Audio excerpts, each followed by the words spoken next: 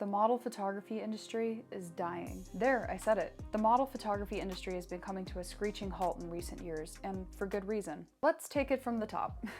We need to discuss the background of modeling to understand where it has gotten to now and how it has evolved in that direction, in order to understand why it's a falling apart industry and how to pick up the pieces and put it back together. So, taking it right from the top, modeling has been around for centuries, with different types of modeling evolving over time. The concept of fashion modeling dates back to the 19th century, where fashion designers would use live models or living mannequins to showcase their latest designs to clients. Nude modeling became more popular in academic art circles as artists sought to break away from traditional rules and conventions of art. Nude models were used to create more natural and realistic depictions of the human form. And so now jumping to the 1920s, fashion modeling became more prevalent with the rise of fashion photography, where film cameras were first introduced. Models were used in fashion magazines and catalogs to showcase the latest trends. Also around this time, artists like Pablo Picasso and Henri Matisse, I hope I'm saying that right, began to experiment with abstract and surreal forms, often incorporating nude models into their works. As modern art movements emerged, nude modeling continued to be an important element in many artistic styles. So on to the 1940s, fashion modeling took more of a backseat due to World War II. However, the latest genre of pinup was formed, featuring models with natural looks and fun poses to help boost the army morale. Many of these pinup models promoted patriotic clothing and accessories. The bikini was also invented in the 1940s, and so commercial bikini modeling followed, often featuring the pinup style too. Nude models also started to incorporate pinup poses and styling as a new subgenre to their current works. The 1950s. The 1950s marked the beginning of the modern era of fashion modeling. Models such as Davima, Susie Parker became household names, and the fashion modeling industry started to grow rapidly. Pinup modeling was still very popular at this point in time, and bikini modeling continued growing in popularity as women's rights became more prevalent. Women felt more important than ever, having held down America while many men were overseas fighting World War II. The company Playboy and the magazine were founded by Hugh Hefner in 1953 and was a controversial topic at the time because it featured models in the nude in more explicit poses than people were used to, and models such as Marilyn Monroe and Betty Page were first featured in the 50s. And so the genre of glamour and glamour nude photography arose. The 1960s and 70s.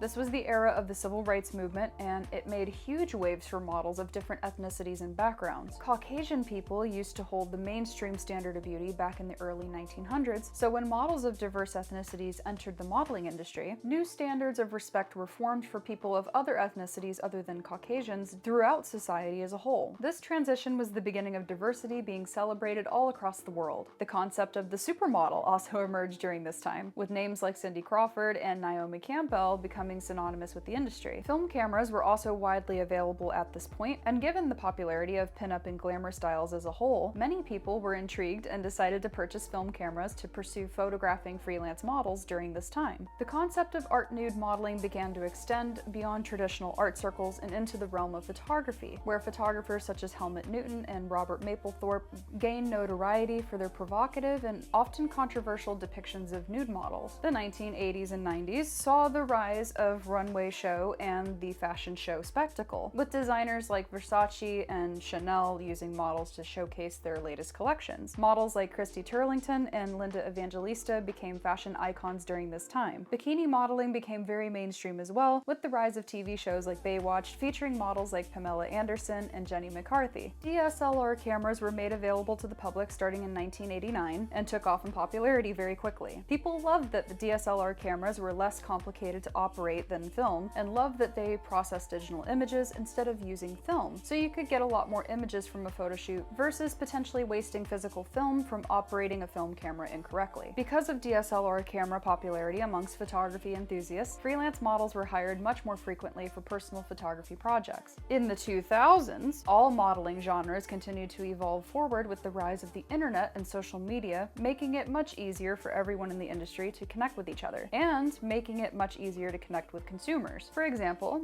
models like Gigi Hadid and Kendall Jenner rose to fame through their social media presence. The modeling industry at this time became more inclusive and diverse than it ever was before, also including not only many diversities of people, but also people of all shapes and sizes. Today, nude modeling also continues to be an important element of the art world, with artists and photographers exploring new and innovative ways to represent the human form. The practice is also becoming become more diverse and inclusive, with models of all shapes and sizes, genders, and ethnicities participating in the creation of art. However, it is important to note that the practice of art nude modeling has also faced criticism and controversy ever since the dawn of time, really, even to this day, with some arguing that it still objectifies and exploits the human body. Today, the world of modeling is a multi-billion-dollar industry in some parts. There are some flops that are in the industry that a lot of newer models and newer photographers are not aware of when they first enter the industry. I'll be speaking more from the freelancer's perspective because I've never joined an agency. I never wanted to be a part of an agency. I never wanted to be agency represented because most agencies promise aspiring models that they will represent them, only to put those models on the back burner. And then they only move forward with promoting their highest requested models. There's no real way to know for sure if you would be one of the highest money earning models in that agency or not. Plus, I feel like agencies can get kind of culty. Many times, agencies will force you to move to their city and live in shared apartment housing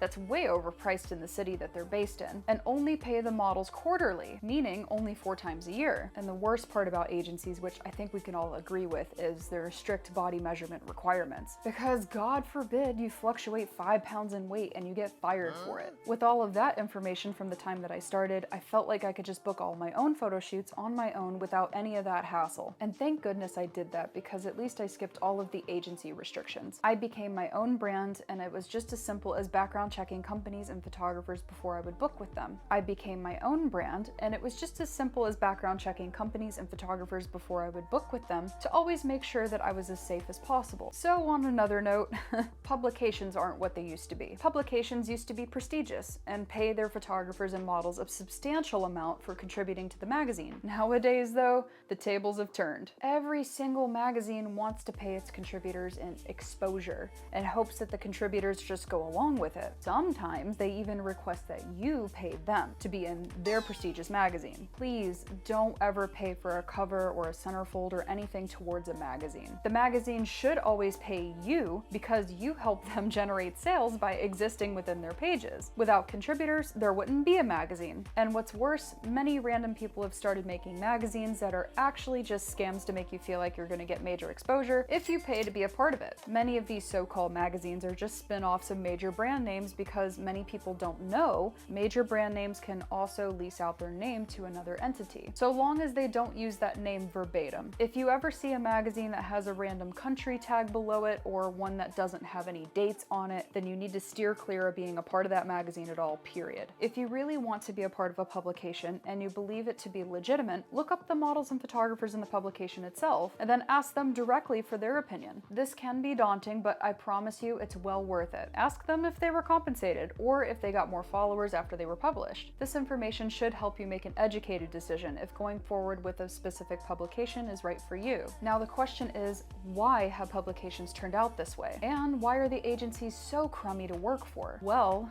over time, these two parts of our industry have gained superior popularity in the past. Back in the 20th century, agencies were very helpful in getting models to meet companies and photographers, and to get published meant that you would be seen by a larger crowd, which would in turn get you more work. Now, in current day 2020s, all of that has been outdated. Guys, we now have social media, which means you can build your own exposure, and anyone can find you if you're online. The agencies and publications have felt this pressure from the internet and social media, so they have since taken this high road to continue marketing themselves as legitimate services. And believe me, they'll push on you that you should involve yourself in them. Don't get me wrong, there are some decent agencies and publications that will get you some work, but you need to ask yourself if these options would benefit you more than networking yourself and building your own presence. I think that anyone can build their own freelance modeling career in the modern day and just skip the outdated publications and agencies that are just barely hanging on by a thread using their reputations from the 90s. Fortunately and unfortunately, people are understanding these facts more every year as more people unfortunately get scammed and ripped off by these types of industry services. I hope the agencies and publications can evolve into something better, but right now they're only still trying to carry on with the process that worked for them decades ago. I hope the information that I shared in this video becomes more of common knowledge sooner than later, because because I still get asked by people outside the industry what agency represents me and what publications I've been in. And I rather tell them how I made my own corporations that generate active and passive revenue for me, and then how I invest it into all sorts of other equity and build my retirement plan with it. They always look so shocked when I tell them that I have a 5, 10, and 30-year plan with modeling as my career choice. Modeling did used to be a temporary stepping stone for young people to use to get further, but now it can be used as a lifelong, full-time career. Of course, as I record this video in 2023, our economy hasn't been so good either. It's important now more than ever to market your own self, because I feel like a third party won't be of much help to you. Everyone's just kind of out for themselves for the most part, just to stay afloat in these hard times. Even with our economy being how it is though, I still get to travel with all expenses paid, and I also get paid for my modeling services. I still highly advocate for this career, and I started this channel to bring about more awareness to freelance modeling being an option for anyone who is interested in a life of financial freedom. I graduated college and got the 9-to-5 college degree job, and then when I realized there was no room for growth financially or on a personal development level, I started to think outside of the box. I've been a freelance model now for over a decade, and I'm very sure that I'll never go back to my old job. If you're in that same position yourself and you're thinking that you want to become a freelance model, I encourage you to give it a try. The industry does need more genuinely interested models now more than ever, and there's lots of work from photographers just waiting for you. It's not an easy career, but it is a much easier career than most, and it pays substantially better. In the last 2 years, our industry has seen a halt in photographers committing to scheduled photo shoots with models, and I do think a lot of it is economy related, but I do think it's more so related to photographers just being sick and tired of flaky models. Models that say they're gonna come to a photo shoot and then they don't come to the photo shoot for whatever reason. The type of models who promise to come to a photo shoot and then they no-show. I do hope that our industry can pick itself back up through some of the education that I can provide through this channel, and hopefully some other professional traveling freelance models who can also step up and give their insight as well can help the industry continue thriving. I hope this video gave you some insight on how this industry is currently doing, and I do hope that our industry can continue to grow and thrive through the photographers and models sticking together and keeping this community that we have built together strong, even through the tough economy and even through all of the scams that keep popping up everywhere. I want to continue seeing our career grow and thrive, and I think if we stick together as a community, that we can continue to grow our industry together. If you like this video, feel free to thumbs me up and also leave a comment about what you think of the industry and any solutions that you may have to common problems in our industry. If you want to see more content about the model photography industry, feel free to subscribe to my channel, and I'll see you on the next video. Bye!